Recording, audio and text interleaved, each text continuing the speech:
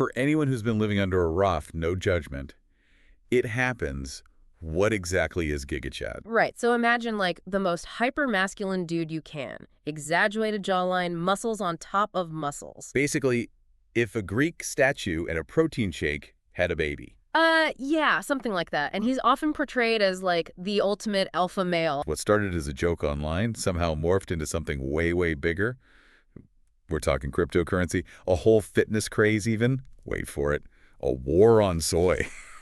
Seriously. You sent us some seriously interesting stuff about this whole Giga thing, and honestly, my head's already spinning a little. How does a meme about, like, an impossibly perfect guy turn into all that? You're onto something kind of wild here, It's not just about a funny picture anymore. It's about how this desire to stand out online, be super individual, can actually create these really tight-knit communities. And the Giga community, they didn't just form, they took that meme and like sprinted with it. Finance, fitness, even, dare I say, philosophy, they've made a real-world impact. Okay, you said philosophy, and now I need you to elaborate.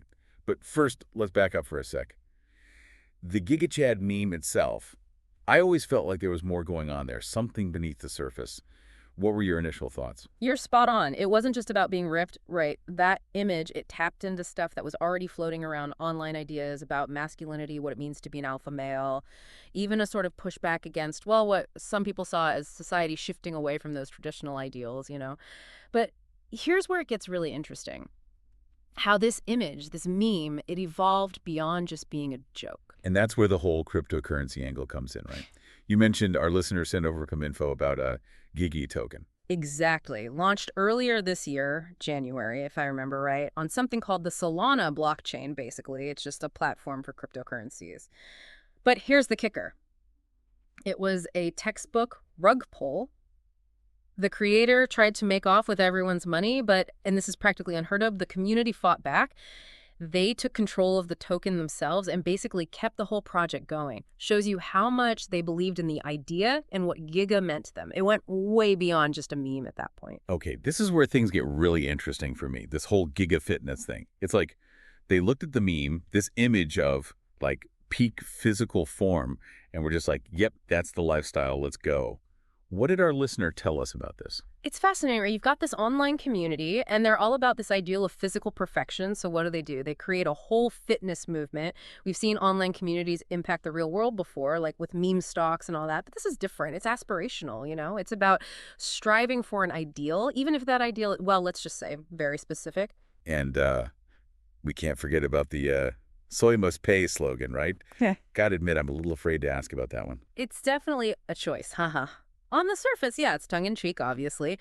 But, like, the meme itself, there's this layer of cultural commentary going on, even if it seems absurd. It's about what this community sees as the enemy, and in this case, it's .soy.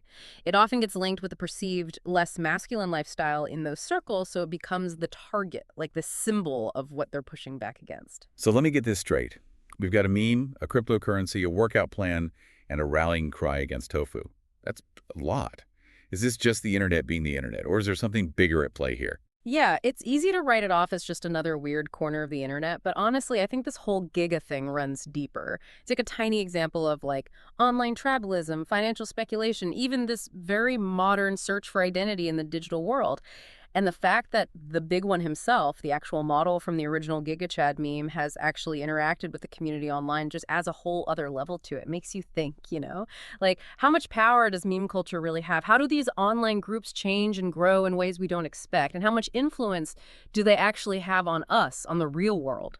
Wow, okay. Need a minute to process all that. I started this deep dive thinking we were just going to talk about a funny picture. Now I'm questioning, like, the entire internet. That's what it's all about, right? A good deep dive leaves you with more questions than answers. Makes you wonder what other online communities are out there, changing and growing in ways we haven't even considered. What happens when a meme takes on a life of its own, goes beyond its original meaning? How much power do these online spaces really have? Plenty to think about, and it all started with one super jacked, impossible face.